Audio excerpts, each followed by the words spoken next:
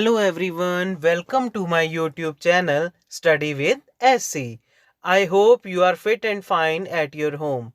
Today we discuss 20 which is very important of chapter number 1, nature and significance of management. So first question, 16th question is, management is process of getting things done through effectively and efficiently. What does the process involve? Management एक ऐसी process है, ऐसा तरीका है जो काम करने को इफेक्टिवली एंड एफिशिएंटली काम करता है. व्हाट डज द इसमें क्या प्रोसेस क्या तरीका involve. Process of management involve performing series of continuous and interrelated functions like planning, organizing, staffing, directing and controlling. जो भी ये process involve है ये है 5 functions of management जो हमने already discussed किए हुए हैं previous videos में. Now 17th question is, state 2 characteristic of management which explain the management is not rigid or traditional. अब इन्होंने कहा ऐसे 2 कैरेक्टरिस्टिक बताओ जो ट्रेडिशनल नहीं है, मॉडर्न है. सो इन्होंने कहा मैनेजमेंट इज कंटिन्यूअस और dynamic. Management is continual until completion of particular task. ये मैनेजमेंट एक ऐसी चीज है जो हमेशा कंटिन्यूटी में होती है जब तक इसका वर्क पूरा ना हो. Second characteristic is dynamic. Dynamic means change according to situation, means समय के अनुसार बदलाव होना. So 18th question is, presence of management cannot be seen but felt. Identify the characteristic of management. इन्होंने कहा मैनेजमेंट के प्रेजेंस पे ऐसा कौन सा फंक्शन है, कैरेक्टरिस्टिक है जो हम सी नहीं कर सकते बट फेल्ट कर सकते हैं. Management is intangible. Management intangible है which we can not see और touch, we only feel, felt. Now question number 19 is, state the characteristic of management which explain the management is required at all the levels and all types of organization. Now answer is management is multi-dimension. अब हमने पहले भी जब characteristics में discuss किया था, multi-dimensional means in each and every department management is present. Her department में, हर organization के every department in the sense HR department, marketing department, IT department and all. ये इसीलिए multi-dimensional है. Now 20 question is, state the 3 main activities of management which indicate that management is multidimensional. इन्होंने कहा ऐसे activities बताओ जो management को multi dimension indicate करे. इसमें आंसर क्या है, इट मैनेज वर्क, जो वर्क को मैनेज करता है, पीपल को मैनेज करेगा, और इट मैनेज बिजनेस के ऑपरेशंस को कंट्रोल और मैनेज करेगा. Now 21st question is, management constantly reviews its organizational goal to meet changing needs of environment. इन्होंने कहा मैनेजमेंट जो भी चेंजिंग नीड है एनवायरनमेंट की, सोसाइटी की, जो भी उनके टेस्टेस एंड प्रेफरेंसेस चेंज हो रहे हैं, तो ये कौन सा कैरेक्टरिस्टिक फॉलो करेगा मैनेजमेंट में. So answer is management is dynamic. हमें पता है डायनामिक क्या होता है. Dynamic means change according to situation, समय के अनुसार बदलना, समय के अनुसार हमें प्लान्स और एक्टिविटीज को चेंज करना ऑर्गेनाइजेशन में. Now 22 question is, the organisational goal of an enterprise are established to achieve business enterprise. State 2 most important objective. इन्होंने कहा एवरी ऑर्गेनाइजेशन का यही गोल होता है कि अपना बिजनेस को ऑब्जेक्टिव अचीव करें. अब ऐसे कौन से ऑब्जेक्टिव्स हैं. पहला ऑब्जेक्टिव है organisational objective and personal objective. Organisational objective क्या होता है, एवरी ऑर्गेनाइजेशन का एक ही ऑब्जेक्टिव होता है, to achieve maximum productivity. And personal objective क्या होता है, जो भी अपने एम्प्लॉयज होते हैं, individual working in an organisation, उनके बारे में कुछ बेनिफिट स्कीम्स सोची जाती हैं. Now, question number 23. What are the main economic concern of an enterprise? अब economic concern क्या है? Economic means which is related to earning more and more money, or we can say for profit. Now, three concepts इसमें आ जाते हैं, three concerns आ जाते हैं: survival, profit and growth.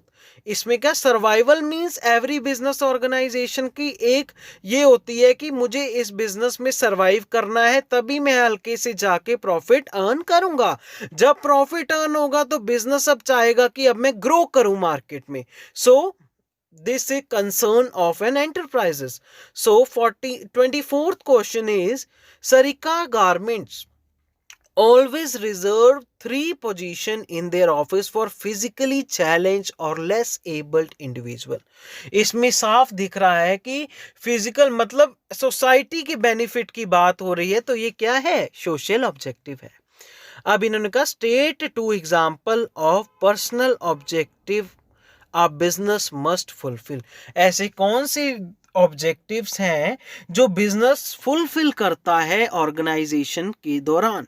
पहला क्या है, provide safe and comfortable working condition. Second, competitive wages and salaries, growth and development opportunities to workforce.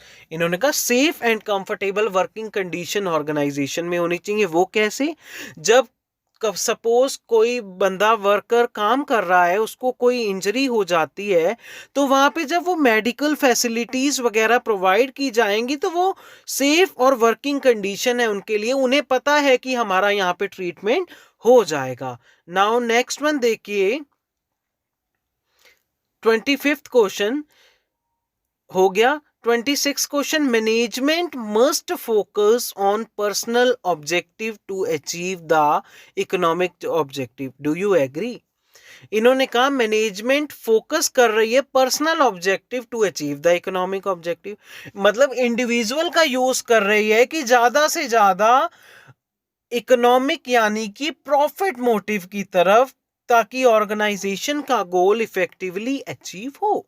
So it is yes, जब workforce को ऑर्गेनाइजेशन मनी देगी, उनकी नीड्स को फुलफिल करेगी, तो उनका भी यही हक बनता है कि ऑर्गेनाइजेशन का goal effectively and efficiently achieve करें. Now question number 27 is, why is it extremely important for management to achieve organisational objective. अब इन्होंने कहा क्यों ये मैनेजमेंट के लिए इंपॉर्टेंट है कि ये वो इकोनॉमिक ऑब्जेक्टिव को अचीव करे.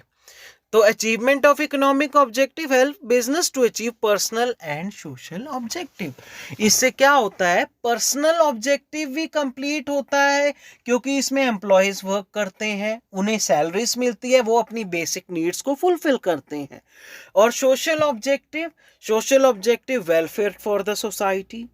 Now 28th question is, a business is running successfully from the last 5 years in Gujarat. Management has decided to focus on other state to sell their products. Identify the objective of management is trying to achieve. इन्होंने कहा गुजरात में 5 years से कोई business चल रहा है, अब वो सोच रहे हैं कि अदर स्टेट में वो अपने प्रोडक्ट सेल करें. तो ये क्या ऑब्जेक्टिव है, ये ग्रोथ है. जब बिजनेस ऑर्गेनाइजेशन ग्रो हो रहा हो तो वो तभी तो चाहेगा कि मेरी अदर सिटीज में, अदर स्टेट्स में, अदर डिस्ट्रिक्ट में मेरी प्रोडक्टिविटी इंक्रीज हो. So 29th question is, state any 2 indicators which indicate the business is profitable. So answer is higher dividend to share holder.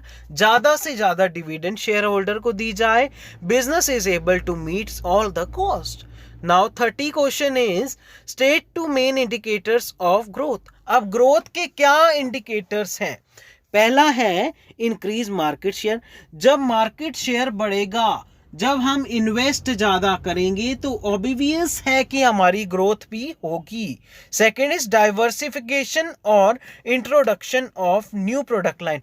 अब हम जब मार्केट में कोई न्यू प्रोडक्ट लाइन लाएंगे, सपोज हम कोई अब सोप का ही बिजनेस कर रहे हैं, तो सोप के साथ हम पर्टिकुलर हैंड वॉश का भी यूज करें तो वो न्यू प्रोडक्ट लाइन हो गई। तो न्यू प्रोडक्ट लाइन जब उसके साथ ऐड होगी तो मार्केट में हमारी ऑर्गेनाइजेशन का, हमारे प्रोडक्ट का भी ग्रोथ होगा।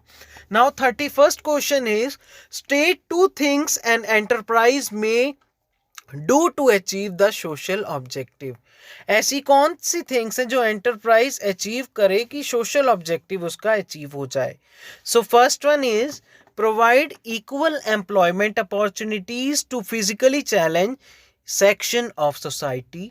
मतलब इक्वल एम्प्लॉयमेंट अपॉर्चुनिटीज दी जाएं सोसाइटी में, इसमें कोई कास्ट, कलर, क्रीड का कोई डिस्क्रिमिनेशन नहीं होना चाहिए, कोई डिफरेंस नहीं होना चाहिए। Second is invest part of profit in social cause like spreading literacy. मतलब कुछ हिस्सा जो हमारे प्रॉफिट का हो हमें उसको लगाना चाहिए किसी गरीबों की हेल्प के लिए, for education purpose etcetera.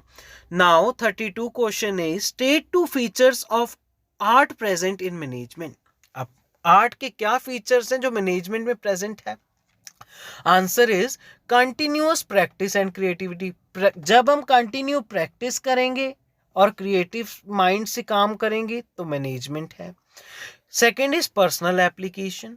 Now 33 question is state 2 features of science present in management. 2 features क्या है? थ्योरेटिकल नॉलेज भी कंपलसरी है, application based on experimentation. Science में क्या होता है, जो भी काम होता है एक्सपेरिमेंट के बेस पे होता है। Now 34th question is diagrammatically present the different level of management. अब हमें पता ही है लेवल ऑफ मैनेजमेंट क्या है।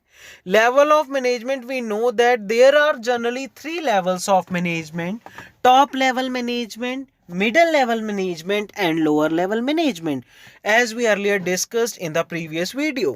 Now the last question is 35th question: who is responsible to establish the goals and set target for individual and group working in an organization?